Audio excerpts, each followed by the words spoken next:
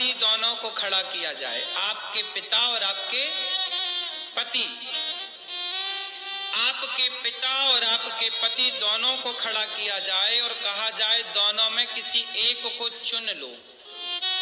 किसे चुनना पसंद करोगी? क्यों बेटा, किसे चुनोगी? पिता को। किसे चुनेंगी? आज लड़कियां, आज स्त्रियां अपने पिता और अपनी मां को चुन लेती हैं, इसलिए उनके घर में महाभारत होता। काश विवाह के बाद हर लड़की को उसके माँ बाप ये संस्कार दें। हम ये नहीं कहते कि अपने पिता से दूर रहो, बात करो माँ से। माँ बाप तो देखो है ही, माँ बाप तो सबके भगवान ही होते हैं, इसमें कोई किंतु परंतु नहीं है। लेकिन अब आपके माता पिता ने आपका दान कर दिया, जिसे कन्यादान कहते हैं, और यही परंपरा है।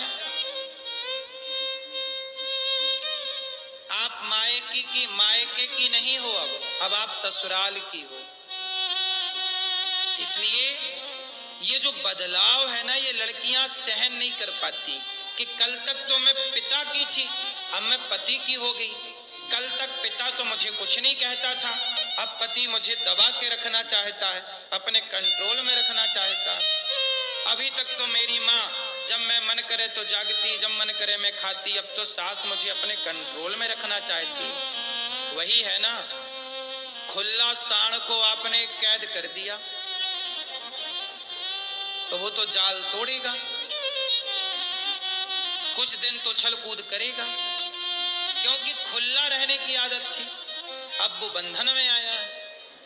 इसलिए कहता हूं कि बचपन से ही अपनी बेटियों को और अपने बेटों को एक मर्यादा के बंधन में रखा करो।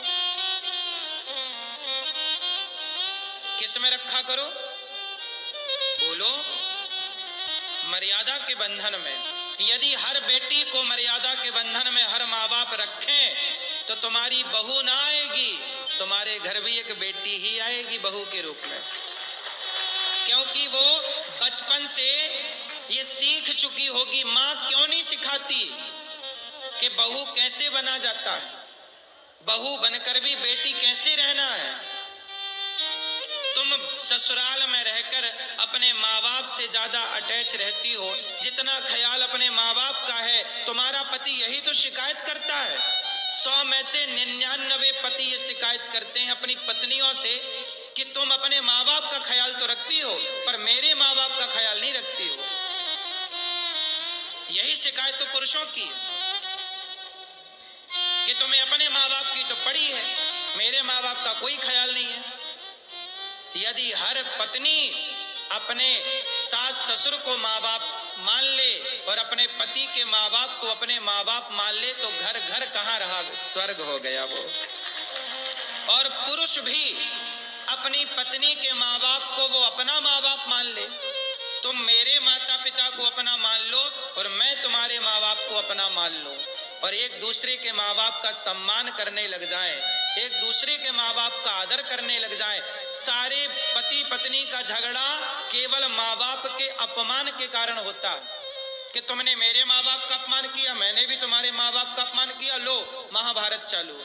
कितनी मूर्खता है ये कि माँ बाप तो माँ बाप होते हैं, चाहे तुम्हारे हो चाहे मेरे हो, और माँ बाप को भी चाहिए कि वो अपने बच्चों के झगड़े में बिल्कुल भी इन्वॉल्व ना हो, क्योंकि पति पत्नी आज झगड़ा कर रहे हैं, वो बच्चे हैं, कल वो एक हो जाएंगे। पर तुम ज्यादा पक्षपाती ना बनो, कल तुम ही लबरा कहलाओगे। कहते पति पत्नी के झगड़ा में जो बोले वो लबरा। लबरा किसे कहते? क्यों मैया बताओ, लबरा कौन? कौन? झूठे। झूठा कौन? जो पति पत्नी के झगड़े में बीच में टांग अड़ाए, चाहे वो सास हो, चाहे वो लड़की के माँ बाप हो, चाहे वो लड़के के माँ बाप, चाहे भौजाई हो, चाहे भाई हो। कभी किसी पति पत्नी के झगड़े पे बोलना मत, वो कल एक हो जाएंगे और तुम्हें बिल्कुल घूरेंगे। बोलो हाँ।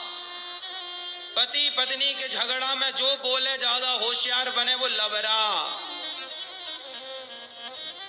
समझदार लोग कभी किसी पति पत्नी के मैटर में इन्वॉल्व नहीं होते, और आपको तो हर जगह घुसना होता है। मैं आ गया वकील बन के, मैं आ गया जज बन के, मैं न्याय करूं। खाक न्याय करोगे, तुमसे न्याय वाय करते नहीं आता और उलझ जाओगे। एक के भी पक्ष में बोल दिया, चलो पति पत्नी की लड़ाई हो गई, माना की, और आपने किसी एक पक्ष में बोल दिया, अरे लड़का तू गलत है, तेरी पत्नी सही है, तो लड़के को लगेगा यार क्या है इनका, क्या है ये, काहे इनका पक्ष ले रहे हैं, है ना।